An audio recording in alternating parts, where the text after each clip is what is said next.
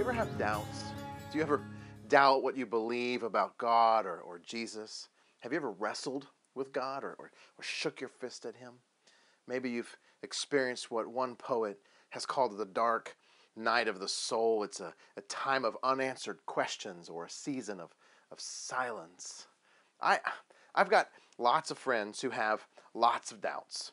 They doubt all kinds of things. Some of them doubt what they believe about Christianity, if they were told the truth. Some of them have doubts about the existence of God. I've got non-Christian friends who, atheists or agnostic, who have a hard time believing in a God because I think they want to believe God, but they have all kinds of doubts because God wasn't there for them when they needed him most. I have some Christian friends who are on the verge of losing their faith because they have all these doubts that just can't seem, questions that they can't seem to answer. And today I want to talk about the subject of doubt. I think doubt is a very real part of our human experience. We're all going to experience doubt. Billy Graham said, doubts are a normal part of life. We doubt things on earth, so it's easy to doubt things of God. Doubt is a very real part of our experience in this life, especially when it comes to spiritual and faith kinds of things. William Lane Craig, a philosopher, says, any Christian who is intellectually engaged and reflecting about his faith will inevitably face the problem of doubt. Timothy Keller, one of my favorite authors, has said it like this: a faith without some doubts is like a human body without any antibodies in it. People who blithely go through life too busy or indifferent to ask hard questions about why they believe as they do will find themselves defenseless against either their experience of tragedy or the probing questions of a smart skeptic. Everyone doubts, and for the next few minutes, I want to take a good, hard, honest look at the subject of doubt. It's real. Doubt is real. And I want to say this. I want you to know that doubt is okay. It's okay. It's okay. It's not, doubt is not bad. It's not the enemy. It's not the opposite of faith, as some people have, I think, thought. Doubt, to be sure, to be honest, is a real part of faith. In fact, the very nature or the definition of faith is to place our confidence in things that we cannot see. Faith is placing confidence in things we cannot see. So think about that. If seeing is believing, as we often hear, then faith, by its very nature, must have some doubt in tension. If you're putting your confidence in things you can't see, there's going to be some doubt held in tension in that scenario. So doubt is okay. And I want to look at a passage in Scripture. It's found in Luke chapter 7. It's a story about John the Baptist. And I think that this story is going to help us see that doubts are okay. It has given me much encouragement when I've wrestled and had doubts, and I hope that it gives you encouragement. Now, the story has three different parts, three sections, and I want to go through each together. At the first section, we see that John the Baptist has doubts about the identity of Christ. He says, "Are you the Christ?" And so in that section, I want to show that everyone has doubts. Even John the Baptist has doubts. And so if he has doubts, you're going to have doubts. I have doubts.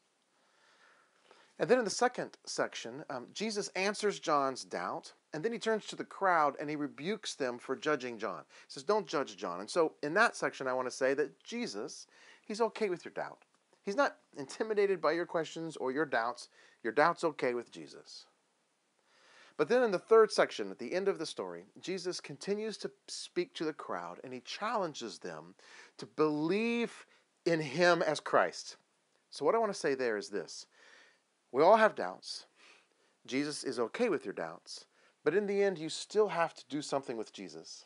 You still have to make a choice, yes or no, about Jesus. You can have doubts. Jesus can be okay with your doubts. But you can't use these doubts and these unanswered questions as an excuse or a crutch not to decide about Jesus. And so let's look at the story. It's found in Luke chapter 7. It says that John the Baptist sent his disciples to Jesus asking, "Are you the one who is to come, or shall we look for another?" So that's a big deal. That's a huge question.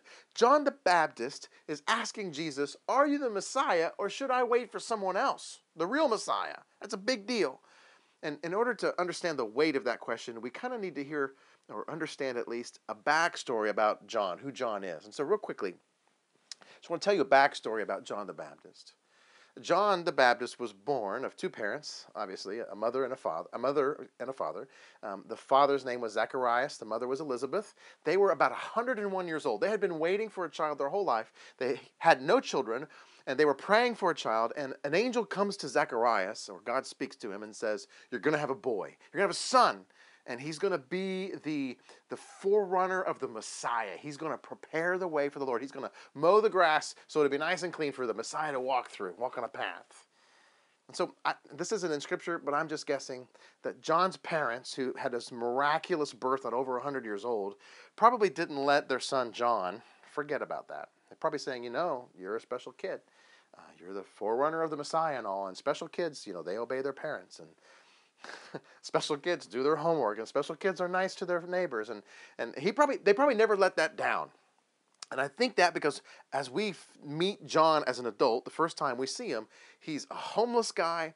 He's living out in the wilderness. He eats bugs, locusts, and honey. He doesn't wear normal clothes. He wears animal skins.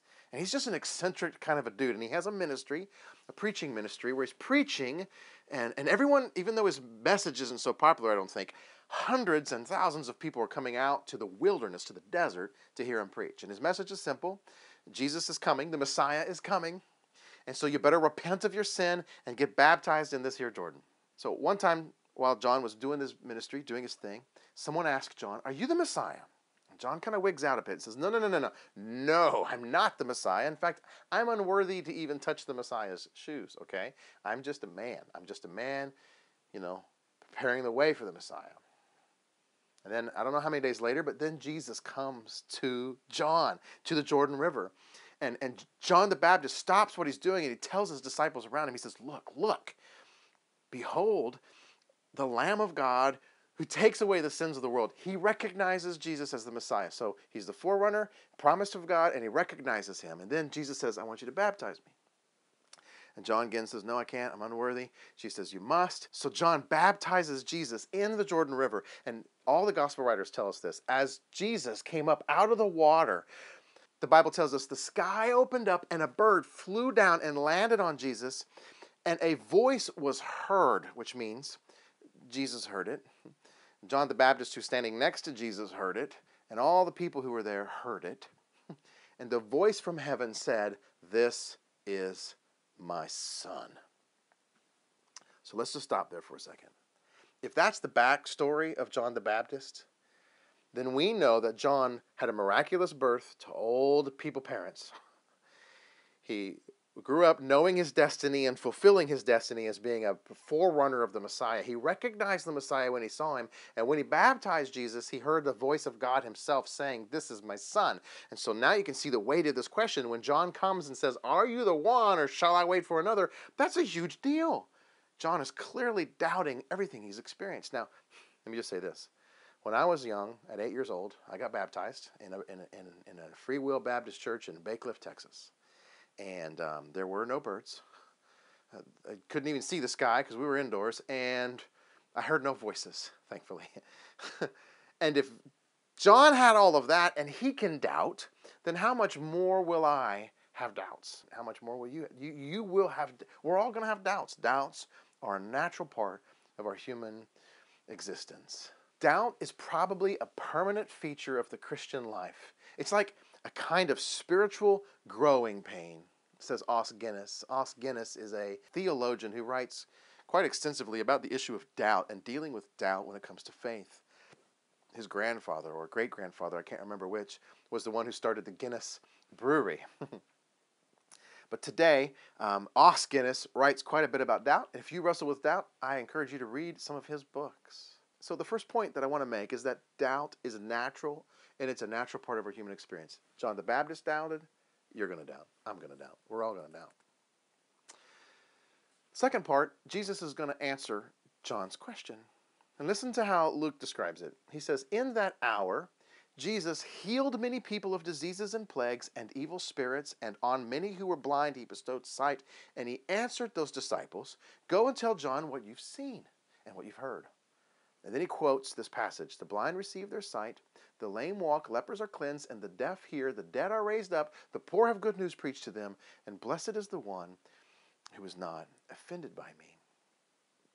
Now I'm going to be honest with you. I don't necessarily feel like Jesus answered the question. At least not, I'm not satisfied with the answer, not yet. It's a yes or no question, right? Are you the one? Or should I wait for another? Yes or no? Can you just give me a yes or no? Have you ever just wanted God to give you a yes or a no? Why does it always got to be so convoluted and mystical? Well, Jesus does actually answer his question, and he does better than answer it, and I want to show you that. But before I can show you that, I need to give you a backstory about Jesus. Jesus has a backstory too, and his backstory has to deal with this passage that he's quoting in Isaiah. It's Isaiah chapter 61, actually. So when Jesus first begins his ministry, you might remember this story. He's sitting in a synagogue. He's at church on Sunday, or you can say he's at synagogue on Sabbath. And while he's sitting there, one of the religious leaders asked him to read from the scriptures.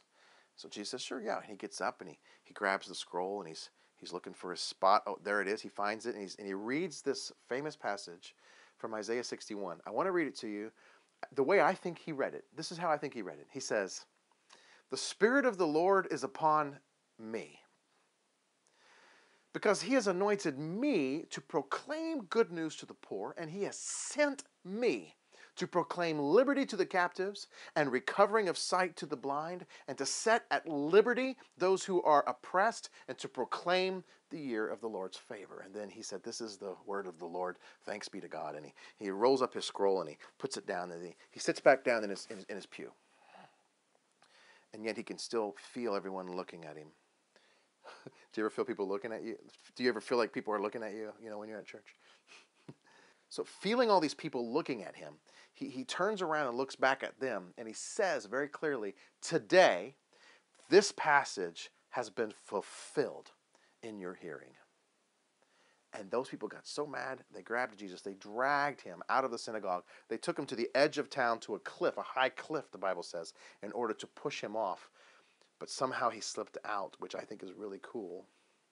Why were they so mad? Why were they so angry at Jesus for saying those things? Well, obviously, that passage, Isaiah 61, that we just read, is a famous prophecy about the coming of the servant of the Lord, or the coming of Messiah. It's all about Jesus. It's all about the Messiah.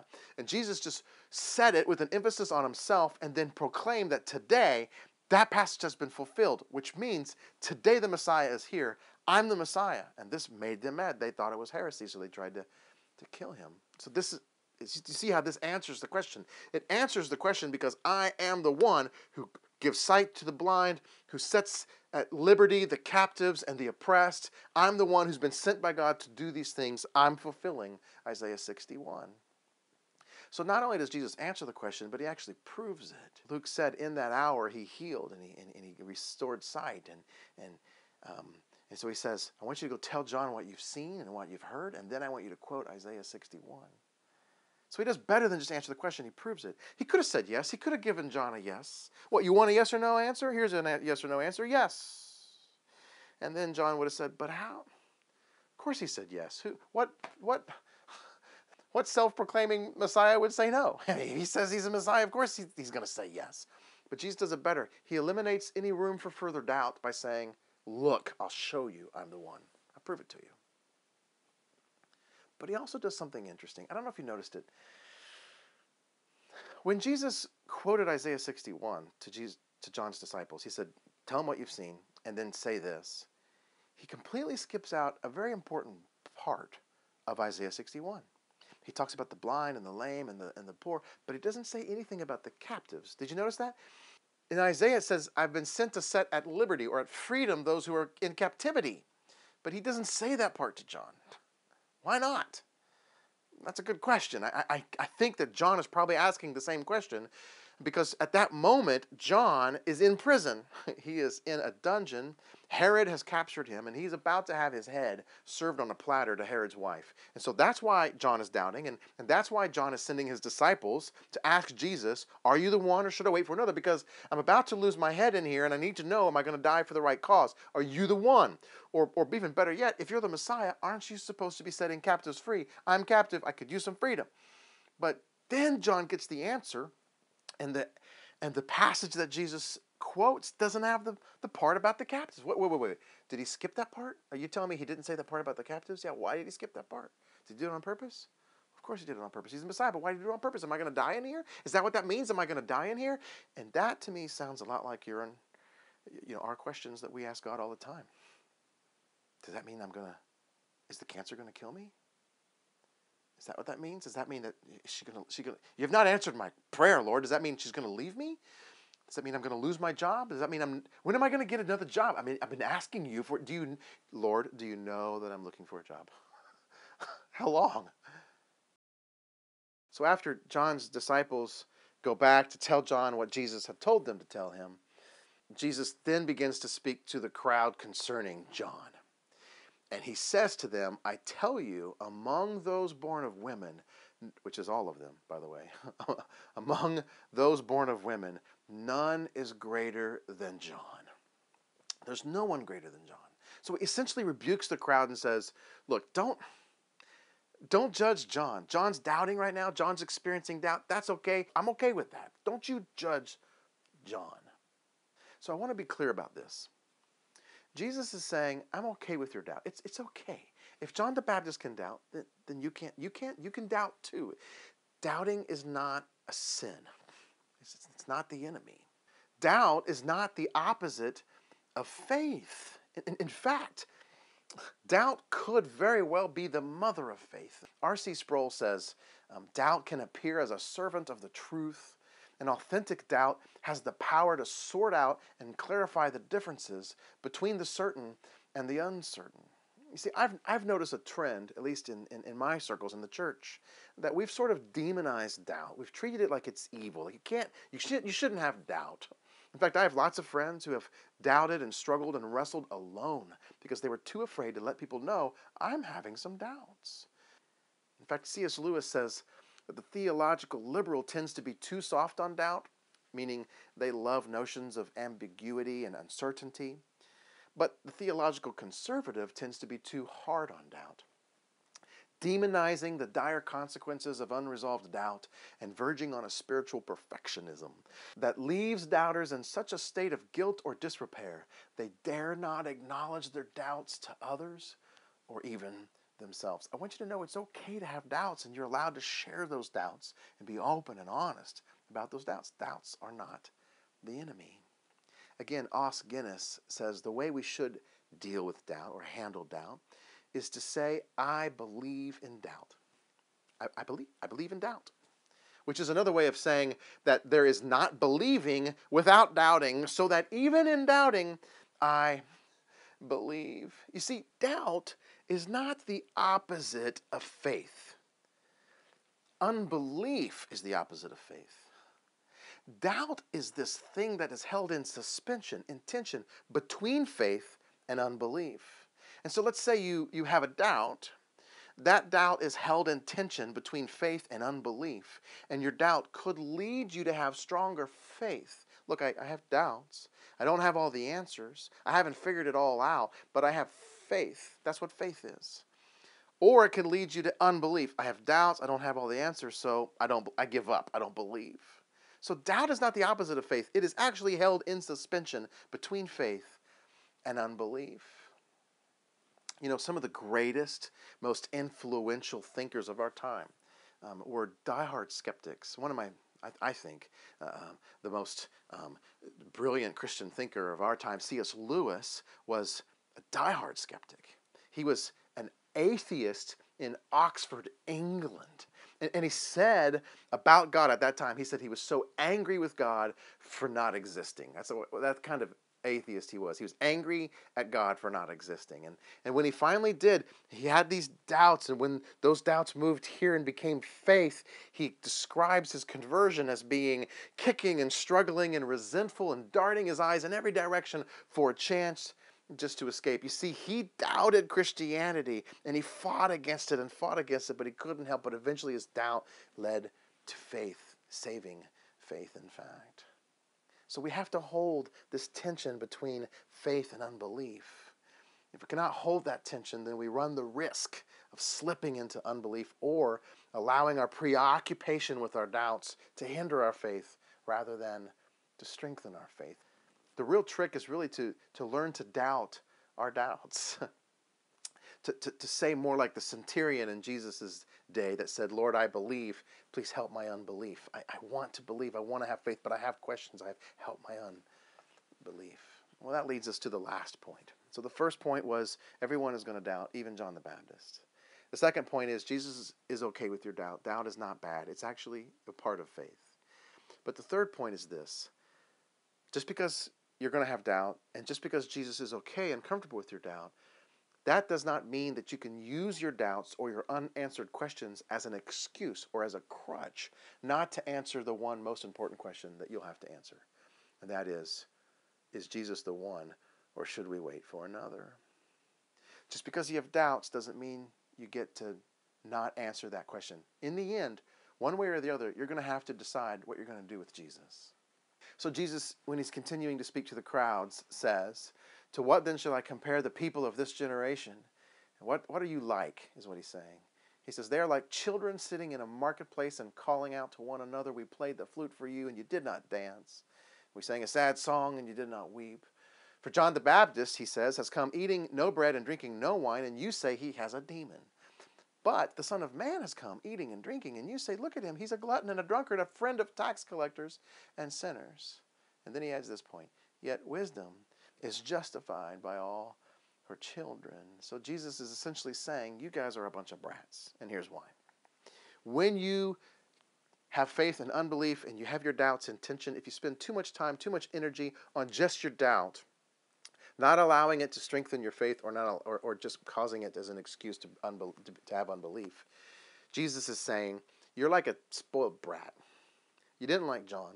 You didn't like John because he was too weird for you. He ate bugs, and he didn't drink wine, and he didn't wear normal clothes, and so you didn't like. He went too far. You thought he was a freak, maybe even demon possessed.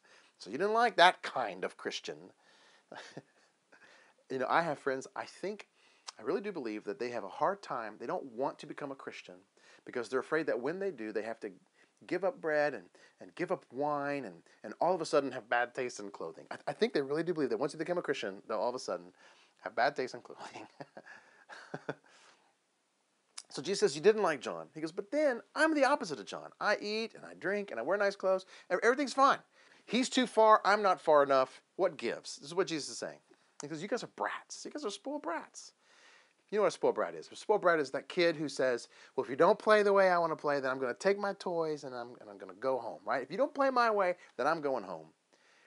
And what Jesus is saying is that when we put all of our emphasis and our focus on our doubts, we essentially become spoiled brats that say, look, Jesus, if you can't answer my question, if you can't be there when I need you most, if you can't tell me what's up with that, then I'm going to take my toys and go home. You see, we're all going to have doubts. We're all going to have unanswered questions. And Jesus says, I'm perfectly okay with your doubts and your questions. But eventually you have to do something with those doubts and questions. And eventually you're going to have to answer the one question, Jesus, are you the one, or should we wait for another? You can have doubts, but you can't use those doubts as an excuse or a crutch not to answer that one question. In the end, we all have to answer that question, which is why Jesus says wisdom is justified by her children.